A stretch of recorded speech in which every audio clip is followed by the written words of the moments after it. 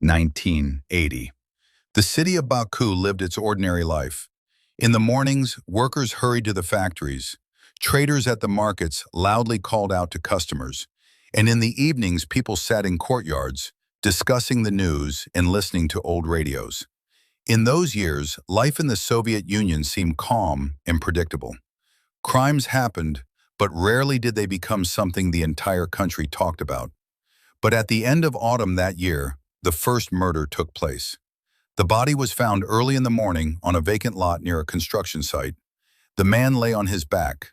No signs of struggle, no traces of a fight, only a small hole in his chest. The investigator stared at it for a long time and quietly said, "This is not a knife and not an accident." The examination confirmed it, a shot from a rifle at long range, a sniper. For an ordinary city, this was almost unthinkable. Who could shoot so accurately? And most importantly, why? At first, the case received little publicity. Newspapers didn't write about it. In those years, the authorities tried to avoid causing panic among the population. But 3 weeks later, a second body was found. This time, the man was shot on the outskirts of the city while returning home late at night. The bullet again struck precisely in the heart. The investigator understood immediately. It was the same shooter. A quiet investigation began. No one yet knew that at that very moment, a person was already in the city who, in the coming years, would become one of the most mysterious criminals of that era. But the strangest thing was something else. Not a single witness saw the shooter. Not a single neighbor heard the shot, as if the killer simply dissolved into the city. A few months later, the number of victims began to grow. 5 people, then 10, all men, all killed with one precise shot. The investigation checked military personnel, former hunters, sports shooters. Dozens of people came under suspicion, but each time the trail went cold. And then one young operative said something that at first no one took seriously. "What if we're looking for the wrong person?" The investigator frowned. "What do you mean?" The operative paused for a moment and quietly answered, "We're looking for a man, but what if the shooter is a woman?" Everyone just smirked. In 1980, such an idea seemed almost impossible. But a year later, the investigation would learn a name that at the time was not printed in any magazine or newspaper. The name of a girl from Baku who lived an ordinary life among ordinary people. And no one even suspected that in a few years she would be responsible for 60 lives. And it all began with one quiet girl whom the neighbors simply called Leyla. In the early 1960s, in one of the old districts of Baku, a girl named Leyla was born. Her family's house was ordinary, a small courtyard, old stone walls, grapevines stretching across wooden beams. In summer, neighbors sat on benches by the gates, drank tea and talked about life. In those years, people knew each other for decades and rarely expected trouble from those who lived nearby. Leyla's father worked at an industrial enterprise connected with the oil industry. Her mother was a quiet woman who spent almost all her time at home. The family lived modestly, like thousands of other families in the Soviet Union. There wasn't much money, but they didn't go hungry. Neighbors later recalled one strange thing. Leyla almost never played with other children.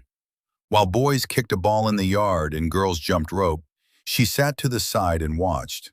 She didn't join in, didn't argue, didn't laugh loudly. She simply observed. When she turned 12, her father once took her out of the city. There were hills, dry grass, and an old shooting range that hunters used. Her father loved shooting and sometimes practiced there on weekends. At first, he just wanted to show his daughter how to hold a rifle.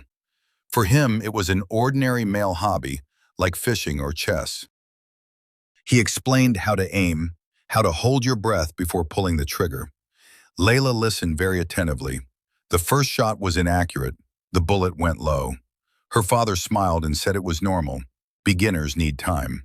But within a few minutes, something happened that surprised him. The girl raised the rifle again, looked through the scope for a long time, as if calculating something in her head. Then she calmly pressed the trigger. The bullet struck almost in the center of the target. At first, her father thought it was luck, but the second and third shots were almost equally accurate. Leyla didn't rush. She did everything slowly. Deep breath, hold, shoot. Within an hour, he realized she had an unusual eye for shooting. Over time, these trips became regular. Sometimes they went to the hills outside the city, sometimes to the range. Her father was proud that his daughter shot no worse than grown men, but he himself treated it as a hobby. He could not imagine that many years later, this very habit would become part of a story people would whisper about. By the age of 16, Leyla was shooting almost without missing. She knew how to wait patiently, could lie motionless on the ground for a long time watching the target. Many adult shooters lost patience faster than she did. But there was another feature in her character. She almost never showed emotion. Teachers said she was calm and quiet. Neighbors considered her well-mannered. In the courtyard, she still rarely spoke to others. At 18, Leyla finished school. She got a job in a small archive at one institution. The work was calm: documents, folders, old papers. No one noticed anything unusual about her.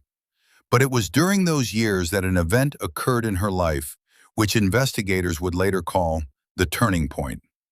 One late evening, she was walking home along an empty street. Something happened there that she never told anyone about. After that evening, the neighbors noticed one change. Leyla became even more silent. And a few years later, crimes would begin in the city that would baffle the best investigators. And still, no one suspected that the calm girl from the quiet Baku courtyard had already begun to look at the world with very different eyes. Early 1980. The city of Baku continued to live its ordinary life. People went to work, buses were overcrowded in the mornings, children played in courtyards until late evening. Outwardly, everything seemed calm. But by that time, significant changes had already taken place in Leyla's life. Her job in the archive was quiet and monotonous. She spent her days among old folders and yellowed documents. Colleagues considered her reserved but meticulous. She was never late, never argued, and almost never shared her thoughts with anyone. No one knew that one particular evening constantly returned to her memory. Several years earlier, while walking home along an empty street, a man approached her. He was drunk and began behaving rudely. At first it was just words. Then he tried to grab her arm. Leyla managed to break free and run away. Physically, she was unharmed. But after that incident, something inside her changed. She began to look at people differently, especially at men who allowed themselves rudeness or violence. She increasingly noticed fights, drunken arguments, crude words directed at women on the streets. And with each such episode, the same feeling grew inside her, a quiet, cold anger. Sometimes in the evenings, she remembered her father's old rifle, the very one she had learned to shoot with as a child. The rifle was kept by a relative outside the city. After her father's death, almost no one touched it. One spring day in 1980, Leyla went there. She told the relative she just wanted to visit and take a break from the city. No one was surprised. In those years, people often visited acquaintances or relatives in the suburbs. In the evening, she went outside the house and stared at the hills for a long time. The next day, she took out the rifle. Her hands remembered everything: how to hold the weapon, how to lie on the ground, how to breathe before shooting. She fired several test shots at an old tin can. The bullets struck exactly. A few weeks later, the first murder occurred. It happened late in the evening on the outskirts of Baku. A man was returning home after meeting friends. He was drunk and walked along an empty street, loudly cursing and stumbling. He did not see that a few dozen meters away, on the roof of an old building, a person was lying. Leyla watched through the scope for a long time. She saw the man stop by the wall and start shouting something into the void again. Memories of that evening many years ago surfaced in her mind. She took a deep breath, held her breath, and pulled the trigger. One shot. The man fell immediately. Leyla watched through the scope for a few more seconds to make sure he wasn't moving. Then she calmly disassembled the rifle, put it in her bag, and left. No one saw her. The next morning, random passers-by found the body. At first, the police thought it was a stray bullet or a drunken fight. But when experts examined the wound, it became clear. A very accurate shooter had fired. So began the series of crimes that over the next few years would baffle investigators. And that same day, Leyla returned to work. She sat at her desk in the archive, sorted documents, and calmly answered her colleagues' questions. No one noticed that there was neither fear nor excitement on her face, only cold calm. And it was at that moment that a person appeared in the city whom the investigation would later call the invisible sniper. The full text is very long, so I will deliver it in one continuous piece below without unnecessary breaks. After the first murder, several weeks passed. The city of Baku lived as usual, but on the outskirts, rumors began to spread about strange, nighttime shots. No one could explain where they came from. Leyla acted coldly. She chose her victims carefully. Men who behaved aggressively, treated women rudely, or showed violence. She did not kill randomly. Every shot was precisely calculated, every step planned. The first few murders were written off by the investigation as accidents or drunken fights. But after 3 months, the number of dead reached 10. The bullets struck the same place, the heart. No one saw the shooter, no one heard footsteps, no one could guess where the shots came from. Investigators began checking military personnel, hunters, sport shooters. Everyone questioned appeared honest. No one matched the image of the criminal, too precise, too cold, too invisible. Meanwhile, Leyla continued to live an ordinary life. Work in the archive, occasional meetings with neighbors, rare walks. No one noticed her changes. She still smiled quietly at colleagues and neatly rearranged folders. But the inner transformation was complete. She felt no fear. She had learned to control herself. Each shot was like an exercise, like a challenge to herself. Sometimes after a killing, Leyla would return to the hill and simply sit, looking at the city as if studying it. The moral aspect of her actions remained inside her. She considered herself a cleaner, punishing those who, in her opinion, deserved it. In her mind, a rigid, uncompromising system of rules formed. She did not kill the innocent, and that was part of her code. Meanwhile, an atmosphere of fear appeared in the city. Men began to be more careful about going out at night. Newspapers wrote about the sniper, but gave no specifics. People whispered, discussed who this mysterious killer could be. Investigators first began to think, perhaps the perpetrator is not who they are looking for. Conventional investigative patterns were not working. Every time they arrived at the street where the murder occurred, the streets were empty. There were no cameras, no witnesses. Leyla understood she was walking too close to the edge, but so far, no one suspected her. She masterfully used the city, buildings, roofs, and empty streets. No one noticed that behind every shot stood a woman, quiet, invisible, and deadly accurate. In the following months, the number of victims grew, 20, then 30. Each murder left the investigation in a dead end. The KGB began paying attention, but there were still no real leads. All evidence disappeared on its own. Bullets, shooting positions, observation points, everything was carefully concealed. It was during this period that Leyla realized one thing. She was no longer the ordinary girl from the courtyard. She had become part of the city, its shadow side, a being no one saw but everyone felt. Her methodical nature and cold calm turned her into a true legend that few knew about and almost no one spoke of aloud. By mid-1981, the number of victims had reached 40. Police and internal affairs organs began to understand they were dealing with no ordinary criminal. A sense of hidden threat appeared in the city.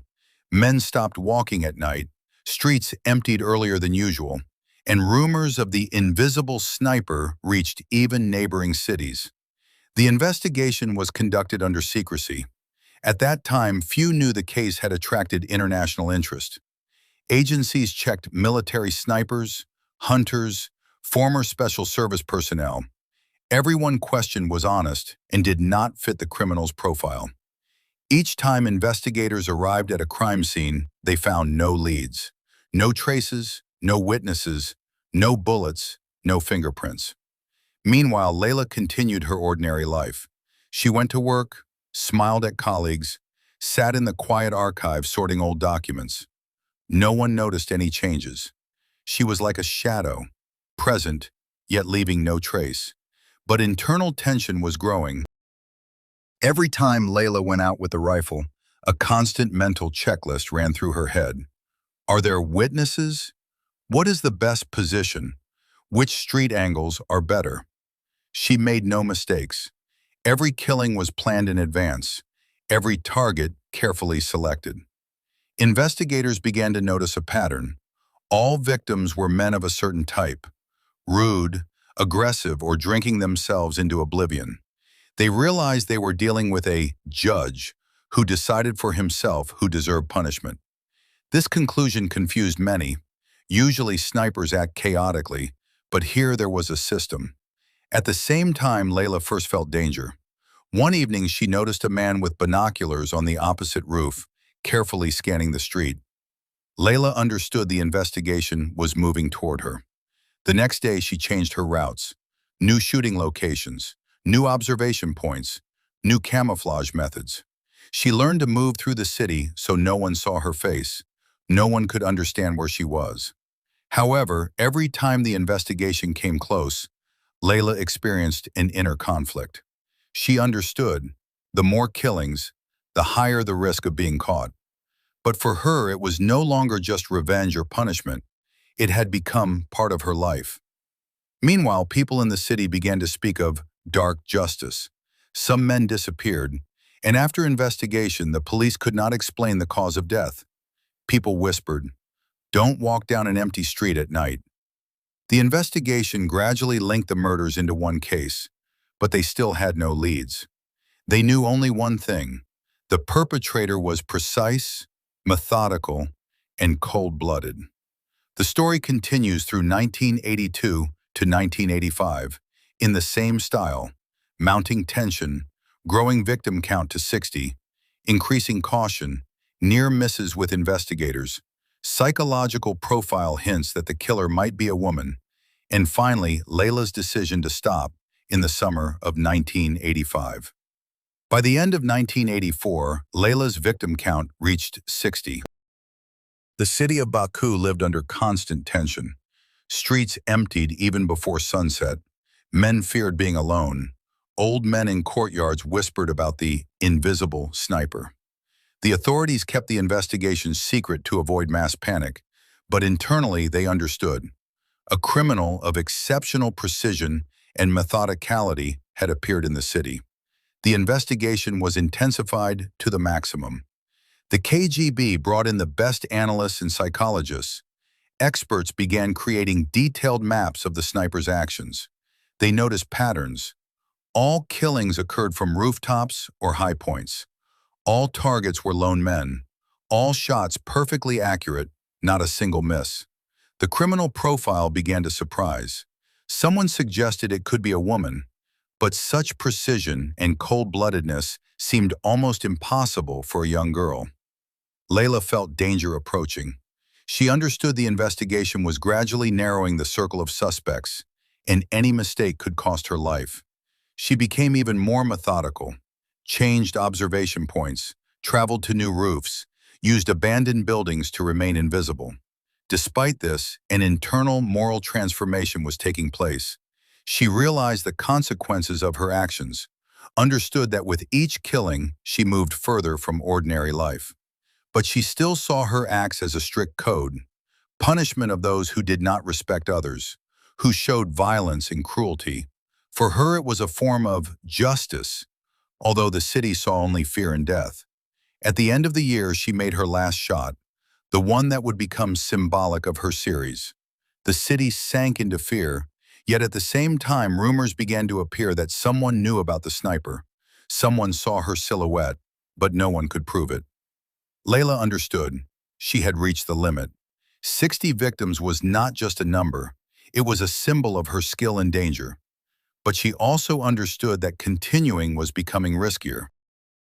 The investigation was very close, and any wrong move could lead to her exposure. Inside Leyla, the thought arose that it was time to stop. But how does a person who has spent a lifetime preparing to be precise, invisible, and untouchable stop? This inner conflict would become key to her future. Early 1985. The investigation fully realized the scale of what had happened. The 60-victim series had the whole city in turmoil. All murders were connected. Sniper action maps were nearly complete. Investigators noticed the pattern: killings from high points, lone men late at night. And although no one could believe the perpetrator was a woman, the psychological profile was narrowing the circle of suspects. Operatives began setting ambushes on roofs, detecting noises, checking all binoculars and surveillance cameras. Every movement on the streets was recorded. One night, 2 KGB officers stayed on a roof waiting for a signal. Leyla felt she was being watched. She noticed unusual silhouettes in the distance, movement on roofs. Familiar streets no longer felt safe. She changed her usual routes, began using new shooting points, abandoned buildings, and empty courtyards. But for the first time in many years, her heart beat faster. The sense of danger was real. One night, while preparing to shoot from the roof of an abandoned warehouse, she noticed a figure with binoculars on a neighboring building. Leyla understood. They were watching for her. Her heart clenched, but her hands remained steady. She assessed distance, wind, lighting, and decided not to shoot. At that moment, the investigator on the roof slowly noticed a silhouette on the neighboring building. Leyla remained unseen, but for the first time felt how close she was to failure. She understood the investigation had almost caught her, that any mistake could cost her freedom or life. The inner conflict reached its peak. Leyla realized she was no longer just a girl punishing the wicked. She had become a symbol of fear in the city. She understood continuing the killings would inevitably lead to her capture. That night became the turning point. She made the decision: either disappear completely into the shadows or end the series. Every further action now required maximum caution, planning, and cold calculation. Summer 1985. The 60-victim series came to an end. Leyla understood that every new shot could now cost her freedom, perhaps even her life. The city of Baku lived in tension. Men feared the dark, streets emptied. Rumors of the invisible sniper circulated in every courtyard. Leyla decided to stop. She understood that her inner code had been violated. What began as revenge for a past offense and a desire to punish cruelty had turned into a series of killings that engulfed the entire city. She realized she could no longer control the consequences of her actions. Every shot left a mark not only on the streets, but also in her soul. To disappear unnoticed, she carefully hid the rifle, concealed all traces, and began living the life of an ordinary person. She no longer approached empty roofs, no longer selected targets. Every day became a test of willpower, to remain calm among people who continued living, unaware who the sniper had been. Investigators gradually realized the series of murders had stopped. They never identified the perpetrator. Internally, they felt victory, but the city would never forget those years of fear. People whispered, made guesses, discussed who could have been the invisible sniper. Leyla knew the truth. She was an ordinary girl from a Baku courtyard who possessed an unusual talent and allowed herself to cross boundaries, believing it was justice. But now she understood that no goal, no righteous revenge, justifies murder. She realized the value of life, the cost of each shot, and the cost of her own inner peace. The moral of this story is simple and terrifying at the same time. Strength and talent can be dangerous if a person allows anger or the desire to punish the wicked to control them. Even the most righteous goals can turn into destruction if a person crosses the boundaries of law and morality. Leyla remained in the city. She once again became invisible to those around her. But now the most important invisibility for her was invisibility to herself. Control over desires, understanding of consequences, respect for the lives of others. The 60 Victims series became a dark page in the city's history, but the lesson it left is simple. Even strength and talent, if not guided by conscience and morality, can become instruments of destruction. And invisibility does not protect from inner awareness of consequences.